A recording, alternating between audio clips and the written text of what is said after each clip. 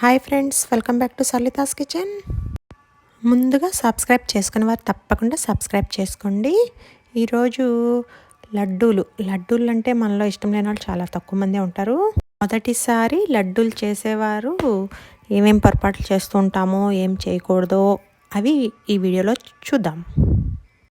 లడ్డూలు అంటే మనం ముందు బూందీ చేయాలి కదా. బూందీకి ఏం తీసుకుంటాము? శనగపిండి. చూసారు కదా, ఇది శనగపిండి. మనకి మార్కెట్లో శనగపిండి గ్రామ్ ఫ్లోర్ అని, లేకపోతే లడ్డు బేసన్ అని అలా దొరుకుతూ ఉంటుంది కదా. సో ఆ పిండిని తీసుకుంటాము. ఆ పిండిని తీసుకుని ముందు మనం బూందీ చేయాలి. సో దాంట్లో వాటర్ కలుపుతాం అన్నమాట. మీకు నేనైతే ఇప్పుడు ఒక చిన్న గ్లాసు, అంటే ఇది గిద్ద గ్లాస్ అంటాం, అంటే రైస్ కప్తో హాఫ్ కప్ అనమాట. దాంతో ఒక 6 గ్లాసుల వరకు తీసుకుంటున్నాను. సో దాన్ని బట్టి ఎన్ని లడ్డూలు వస్తాయి ఏమిటో చూద్దాం. ఒక 6 కప్పులు పిండి తీసుకుని దానిలో ఇప్పుడు మనం వాటర్ కలపాలి. ఇది మనకు గట్టిగా ఏం కలపక్కర్లేదు, కొంచెం దోసపిండి కన్సిస్టెన్సీలో కలిపేసుకోవచ్చు అనమాట. ఈ పిండిలో ఒక స్పూను వరి పిండి, అదే మన బియ్య పిండి ఉంటుంది కదా, బియ్య పిండి కూడా ఒక స్పూన్ కలిపితే బాగుంటుందంట లడ్డు. సో నాకు తెలియలేదు.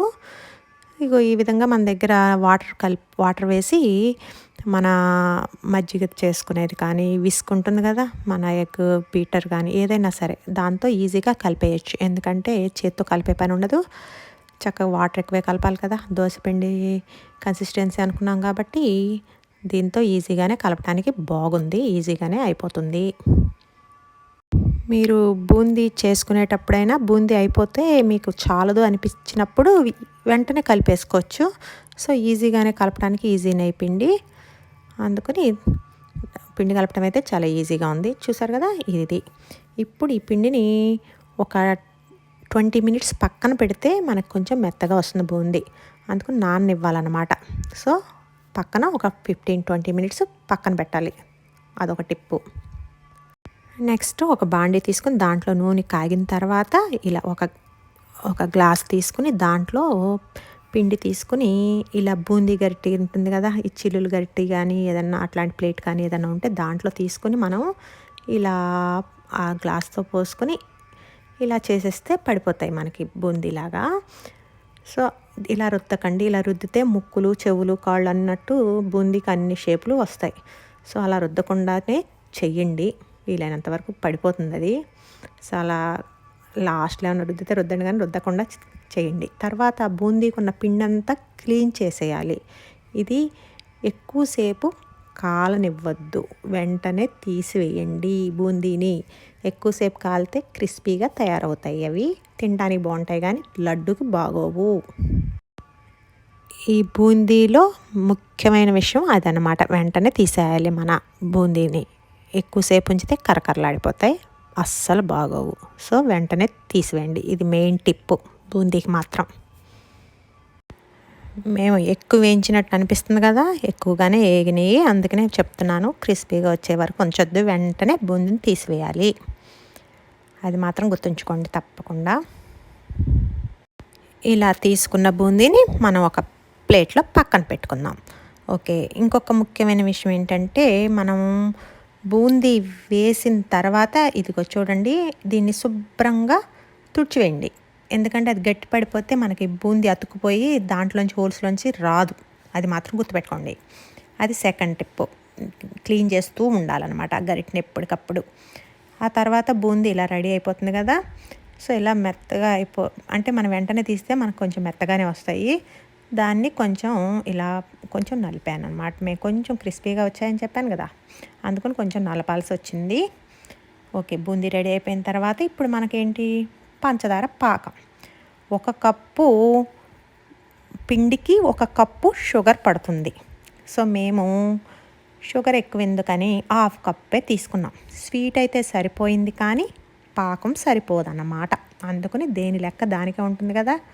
అందుకని 1 కప్పు పిండికి 1 కప్పు షుగర్ తీసుకోండి.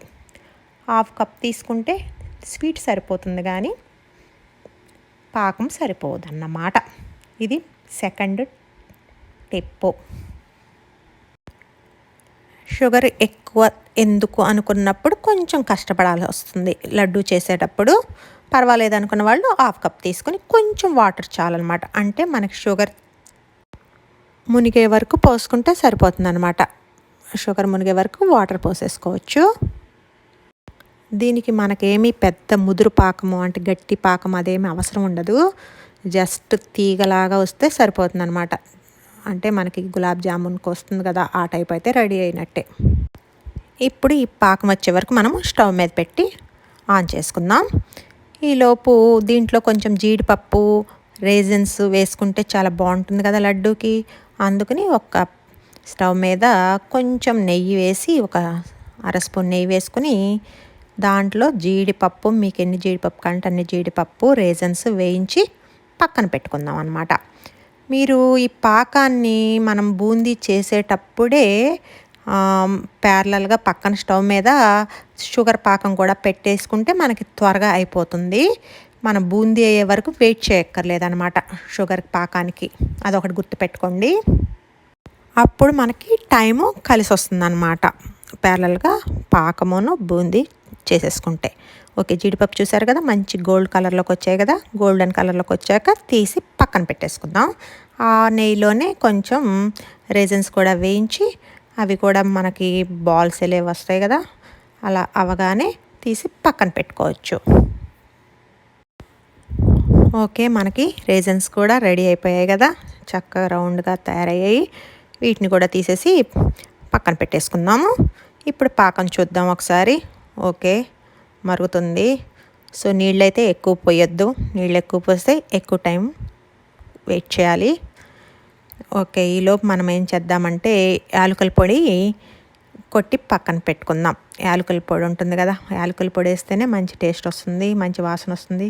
చూసారు కదా, దీంట్లో పాకంలోనే యాలకుల పొడి కూడా వేసేద్దాం. నెక్స్ట్ పచ్చకర్పూరం. పచ్చకర్పూరం తెలుసు కదా మనకి. పచ్చకర్పూరం వేస్తే లడ్డూలు మంచి వాసన వస్తూ బాగుంటాయి. కాకపోతే ఆ పచ్చకర్పూరాన్ని మనము చాలా తక్కువ వేయాలి. కొంచెం ఎక్కువ వేసామంటే మాత్రం చాలా ఘాటుగా ఉంటుంది, లడ్డూలు అస్సలు బాగోవు. గుర్తుపెట్టుకోండి. చూడండి, ఇదిగోండి పచ్చకర్పూరం. ఇది అంత కప్పుకి అంత చిటికెడు, అంత అసలు ఎంత, చాలా కొంచెమే వేయండి, ఎక్కువ వద్దు.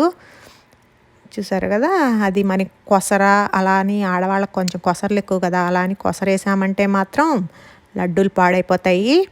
సో కొంచెమే వేయండి. ఇక షుగర్కి మనకి పెద్ద పాకం, ముదురు పాకం అట్లా ఏమి రావక్కర్లేదు. జస్ట్ లైట్ తీగ పాకం లైట్గా వస్తే చాలన్నమాట దీనికి. సో ఇలా చూడండి,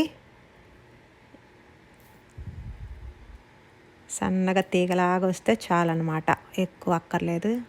అలా వచ్చింది కదా, చాలు. ఇంకా ఇది మనకి ఈ సిరప్ రెడీ అయిపోయినట్టే. ఇప్పుడు మనం ఈ షుగర్ సిరప్ని తీసుకుని స్టవ్ ఆఫ్ చేసేసుకుని దీనిలో మనం ఇప్పుడు క్యాంఫర్, అదే మన పచ్చకర్పూరం ఉంది కదా, పచ్చకర్పూరాన్ని కూడా వేసేసుకుందాం. చూసారా, చక్కగా బబుల్స్ బబుల్స్ వస్తున్నాయి. ఓకే, మంచి వాసన వస్తుంది. ఎలా అయినా లడ్డూలో పచ్చకర్పూరం ఉంటే ఆ వాసనే వేరు. ఇప్పుడు ఆ సిరప్ని తీసుకొచ్చి మనం బూందీలో వేసేద్దాం. చక్కగా బూందీలో సిరప్ని ఇలా మొత్తం వేసేసుకోండి. సో చూసారు కదా, సిరప్ తక్కువ వచ్చింది, ఎందుకంటే షుగర్ చాలా తక్కువ వేసాను కదా, మేము హాఫ్ కప్పే వేసాం కదా, అందుకని చాలా తక్కువ వచ్చింది. సో మీరు ఒకటికి ఒకటి వేసుకోండి, పర్ఫెక్ట్గా వస్తుంది. ఇలా బూందీని మొత్తం సిరప్లో కలిసేటట్టు ఒకసారి చక్కగా తిప్పేసి గరిటతో తిప్పండి, ఎందుకంటే వేడి వేడిది పోసాం కదా, కాలుతుంది. సో ఒకసారి అలా తిప్పుకుంటే కొంచెం ఆరగానే మనం లడ్డూలు చేసుకోవడమేనమాట. ఇందులో మన కిస్మిస్, అదే రేజన్స్, జీడిపప్పు కూడా వేసేసుకోవచ్చు. లేదా లడ్డూలు చేసేటప్పుడు మీరు దాంట్లో కావాలంటే పైన పెట్టుకుని చేసుకోవచ్చు, మీ ఇష్టం అది. సో మేమైతే జీడిపప్పు అన్నీ కూడా బూందీలో కలిపేసాము. సో మీరు మెయిన్ గుర్తుపెట్టుకోవాల్సిన విషయాలు గుర్తుంది కదా, బూందీని ఎక్కువసేపు వేయించవద్దు, అలా అని అస్సలు కాకుండా తీయకుండా చక్కగా వెంటనే తీసేస్తూ ఉండండి. ఉడికింది అనిపించగానే తీసేయండి చాలు. తర్వాత షుగర్ మాత్రం ఒక కప్పు పిండికి ఒక కప్పు షుగర్ వేసుకుంటే పర్ఫెక్ట్గా వస్తాయి. ఇంకా అంతే. ఆ 2 మాత్రం మెయిన్ గుర్తుపెట్టుకోండి.